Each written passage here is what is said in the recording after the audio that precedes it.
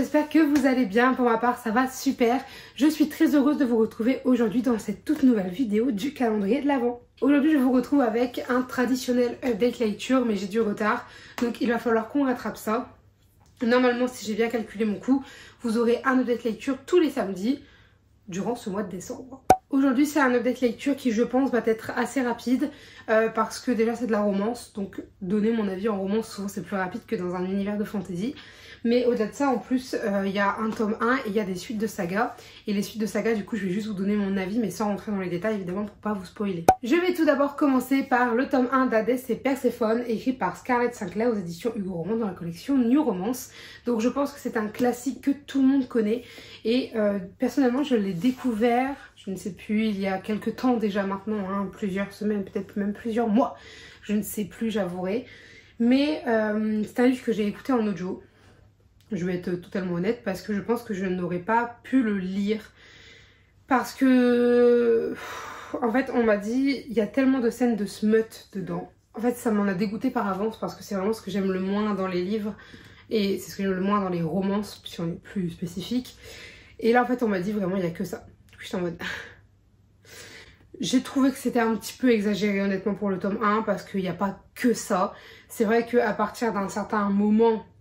on en a beaucoup, parce que j'ai l'impression que ma page était pliée. À partir d'un certain moment, on en a beaucoup, en tout cas beaucoup plus qu'avant. Mais de là à dire que tout le livre en est fait, non, pas le 1. Par contre, le 2 et le 3, j'ose imaginer. J'ose imaginer à quel point ils vont être, même le 4 du coup, à quel point ils vont être corsés en scène de smut. Donc c'est pour ça, quand je les prends en audiobook, c'est beaucoup plus simple parce que en fait vu que je fais autre chose en même temps, donc souvent je colorie, je dessine, peu importe ce que je fais, et bien en fait ça me permet, même si c'est des scènes qui me saoulent, bah je fais mon coloriage, donc en soirée, je suis pas juste là en mode... Vous voyez, je sais pas si vous comprenez. Bref, pour ce qui est du résumé, je vais vous le lire parce que je serai, je pense, bien incapable de vous en faire un, et ce sera plus simple. C'est une interprétation sombre et captivante du mythe grec d'Hadès et Perséphone. Après s'être installée à Nouvelle-Athènes, la jeune déesse Perséphone espérait mener une vie discrète dans la peau d'une journaliste mortelle. Tout change lorsqu'elle s'assied pour jouer une partie de cartes avec un étranger hypnotique et mystérieux, dans une boîte de nuit branchée. Après sa rencontre avec Hadès, Perséphone se retrouve liée par un contrat avec le dieu des ténèbres, dont les conditions sont impossibles. Perséphone doit créer la vie dans le monde souterrain, ou perdre sa liberté à jamais. Alors qu'elle s'efforce de semer les graines de sa liberté, son amour pour Hadès grandit, un amour à la fois envoûtant et interdit. Alors si je dois être 100% honnête, je me souviens plus de la fin. Je sais plus si je... Je me souviens de beaucoup de choses du livre quand même, je me souviens globalement de la grosse trame, mais alors je vous avoue que précisément ce qui se passe à la fin, je sais plus. J'irai me spoiler sur Summary's Book, parce que je crois qu'ils y sont. Sinon, je relirai les derniers chapitres, c'est pas grave, puisque j'aimerais en 2025 sortir le tome 2 et 3 ainsi que le 4, mais je l'ai pas encore acheté parce que je les voulais dans les éditions super jolies là. Mais je sais pas du coup, parce que j'ai bien aimé le 1, honnêtement, c'était pas du tout une mauvaise lecture, c'est-à-dire que globalement, j'ai vraiment bien aimé le côté mythologique de l'histoire. C'est pas ce qui est le plus poussé, on s'entend, mais j'ai bien aimé ce côté des dieux dans le monde moderne. Voilà, et encore une fois, cette transcription qu'on fait d'Hadès, toujours un peu ce même personnage qu'on perçoit comme étant négatif, etc. Et c'est une image qui va un peu être démontée, etc. Et ben, j'aime beaucoup aussi les relations entre les personnages, notamment évidemment Hadès et Perséphone. Et ça promet vraiment beaucoup, honnêtement, c'était une bonne histoire dans l'ensemble. Après, honnêtement... il y a trop de scènes de cul, je suis désolée. Encore ce que je vous disais, dans le 1 ça va, mais c'est vrai qu'en fait il y a un moment l'histoire elle n'avançait plus parce qu'il n'y avait que ça. Et moi ça m'énervait parce que je lis pas un livre pour ça, vous voyez. Mais si on retire ce côté où il y a beaucoup de scènes de smut parce que je sais que ça plaît à énormément d'entre vous, et bien moi j'ai vraiment bien aimé l'histoire.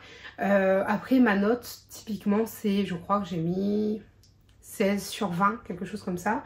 C'est pas une mauvaise note, c'est pas une mauvaise note, mais... c'est pas folichon non plus, hein. Globalement, j'ai bien aimé les personnages, j'ai bien aimé l'histoire, j'ai adoré l'univers, mais pour moi, le point faible, c'est les scènes de smut. Il y en a beaucoup trop. Et j'ai peur parce qu'on m'a dit le 2, le 3 et le 4, c'est de pire en respire. Donc voilà, on verra bien. Globalement, pas un coup de cœur, bonne lecture. Après, si je l'avais pas sorti en audiobook, je suis pas sûre que je l'aurais sorti. Honnêtement, cette saga, je lui laisse encore une chance dans le sens où j'ai déjà le tome 2 et 3. Donc j'ai pas à les acheter. Après, si je n'accroche pas aux 2 et 3, je sais pas si j'achèterai le 4. Ou en tout cas d'occasion pour au moins voir la fin de la saga. Mais par exemple, je suis pas sûre d'aller vers la saga Hades. On verra bien. Pour l'instant, j'aime bien. Moi, j'aimais bien le côté mythologie, mais on m'a dit que plus on avançait, plus on le perdait. On verra bien. Bref, c'était un peu brouillon parce que ce livre-là, je vous dis, j'en suis un peu ressortie mitigée. Parce que à la fois, j'aimais bien, à la fois, en fait, c'est-à-dire que si le livre, je me dis, j'aurais été incapable de le terminer, ou en tout cas d'autant l'apprécier si je l'avais lu et pas écouté, bah c'est que je me dis que c'est pas forcément une si bonne lecture que ça, en tout cas pour moi. Après, c'est vrai que l'audio permet ce genre de lecture, mais c'est comme ça que je fonctionne parce que pour moi, les coups de cœur que j'ai, c'est des livres que j'aurais pu lire, c'est des livres que je lis, parce que j'ai pas que des audiobooks évidemment, loin de là. Mais ce que je veux dire, c'est que typiquement Hades et Perséphone, c'est pas du tout un coup de cœur, ça reste une très bonne lecture. Si vous êtes fan de romance, que les scènes de smut ne vous dérangent pas et que vous voulez un petit côté, j'allais dire fantasy, un petit côté mythologie, Hades et Perséphone c'est fait pour vous honnêtement, mais moi c'est à voir la suite. Ensuite je vais vous parler donc du tome 3 et 4, ouais, du tome 3 et 4 d'À Contresens. Alors je les prends à deux parce que normalement dans la saga originale c'est un seul et même tome. Donc c'est le tome 2 de Culpa Mia. Je les pose parce que c'est lourd au bout d'un moment. Mais du coup pour ce qui est de l'histoire d'À Contresens, rapidement parce qu'il y a déjà un avis pour le tome 1 et 2. Ou alors que pour le tome 2 et j'ai oublié de vous faire un avis sur le tome 1, je ne sais plus. Mais en gros, pour l'histoire rapide, on va suivre du coup Noah. Donc c'est l'histoire de Noah, pour qui la mère en fait va retrouver l'amour. Et l'amour du coup en question est un riche milliardaire, multimilliardaire, je ne sais plus exactement, mais un homme très très riche, voilà. Et du coup sa mère va déménager à l'autre bout du monde, donc Noah va devoir quitter son petit ami, ses amis, sa vie, son école, tout ça pour suivre sa mère dans cette nouvelle vie, dans cette nouvelle maison et dans ce luxe, dans cette nouvelle école, etc. Et elle va devoir apprendre à s'y refaire des amis, etc. Mais c'est pas du tout ce qu'elle voulait, c'est pas du tout dans ses plans, enfin il n'y a rien qui va comme elle veut. Et il y a aussi Nicolas Lester, à savoir son demi-frère du coup par alliance, qui est assez insupportable avec elle, qui ne fait que de la taquiner et qui, si vous connaissez un peu l'univers, et qui fait partie des courses, donc des courses de voitures, et que, petit détail important, Noah a toujours été fan des courses de voitures. Voilà, c'est son détail qui fait l'affaire. Et c'est une romance, donc évidemment les deux personnages vont commencer... Enfin c'est un peu un enemies to lover. C'est clairement un enemies to lover, demi-frère, demi-sœur. Pas de sang parce que sinon c'est un petit peu bizarre, bref. Mais c'est globalement en fait une bonne petite romance que je lis de manière assez tranquille. Soyons honnêtes, parfois c'est en audio, parfois c'est de la lecture, parfois c'est un peu les deux. J'avouerai que ça dépend, genre je sais que quand je suis sur la route je l'écoute. Mais ça m'est déjà arrivé de le lire, vous voyez. Mais du coup, pour ce qui est plus spécifiquement du tome 3 et 4, j'ai vraiment beaucoup aimé parce qu'on n'est plus dans... on ne rentre plus seulement dans l'univers, on découvre pas seulement le monde et les personnages. Non, là, c'est déjà établi, c'est déjà posé. Et je trouve ça très intéressant de voir l'évolution de leur relation, de voir l'évolution des mentalités et les rebondissements qu'il y a eu aussi. Après, honnêtement, je vous en ferai pas tout un plat parce que c'était une bonne lecture, mais c'était pas incroyable. C'était cool à lire. Ça s'est lu très vite hein, parce que je les ai lus en une journée chacun. Mais le petit point fort, c'est le retournement de situation de la fin. J'avoue que j'étais en mode oh, ça m'a donné envie d'aller lire la suite tout de suite, mais j'ai fait une pause parce que je savais que j'allais pas autant les apprécier sinon. Et honnêtement, un bon point en plus parce que la fin est vraiment cool. La fin est vraiment pas mal parce que du coup, alors ça reste, pour moi ça reste de la romance gnangnan cucu et ça reste des actions gnangnan cucu parfois. Mais en fait si on le prend comme tel, si on le prend comme une romance un peu gnangnan cucu, ce que je veux dire par gnangnan cucu c'est-à-dire que c'est pas des romances très poussées, etc. C'est des romances c'est juste des petites romances que tu lis et pour te vider l'esprit, en fait, vous voyez. Ça reste des bons livres, mais c'est pas poussé, c'est pas recherché, c'est pas, vous voyez, il n'y a pas des sujets importants, complexes, quoi. C'est juste de la romance, quoi.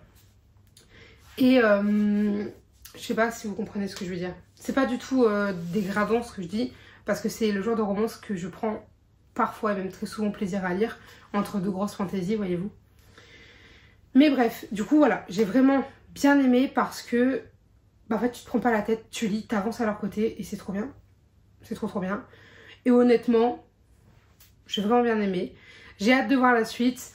Après, en fait, il faut vraiment le prendre comme une petite romance détente. Avec des petits rebondissements. Par contre, c'est clairement une romance adolescente pour moi. Parce que... ou jeune adulte. Mais très jeune adulte. Bref. Vous avez compris que cet avis de lecture, il était pas folichon. Hein. C'est des bonnes lectures, mais c'est pas des coups de cœur. C'est... Après, c'est un peu comme très souvent avec la romance. Parce que j'ai de plus en plus de mal avec de la romance pure et dure. Je préfère toujours quand il y a de la fantaisie ou ce genre de choses dedans. Mais bon, voilà. Globalement, si je devais résumer les à contresens, déjà pour moi, ils se lisent l'un avec l'autre et pas séparément parce que, en fait, quand tu finis le 3, oui, ça a été coupé de manière à ce que ça fasse un peu cliffhanger.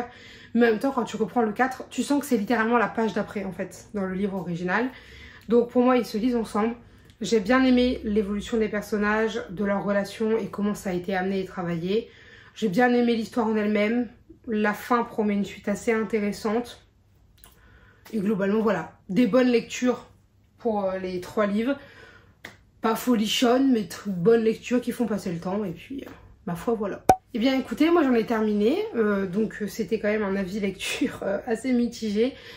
Mais il en faut aussi des lectures qui sont bonnes sans plus. Sinon, les très bonnes lectures perdraient leur saveur. Après, c'est pas des livres mauvais, c'est juste que je pense que la romance commence à être un petit peu... enfin, de moins en moins faite pour moi. Si on doit être honnête, écoutez, c'est tout. C'est comme ça. Mais, dans tous les cas, ça reste des bonnes lectures. Voilà, j'espère que cette vidéo vous aura plu. Si jamais vous avez des avis, des remarques, des conseils, des commentaires, des suggestions ou toute autre chose à me dire, n'hésitez pas à le faire dans l'espace commentaire puisqu'il est fait pour ça. Sur ce, je vous dis à très bientôt. Allez, et d'ailleurs c'est à demain, pas à très bientôt. Bye mes lecteurs.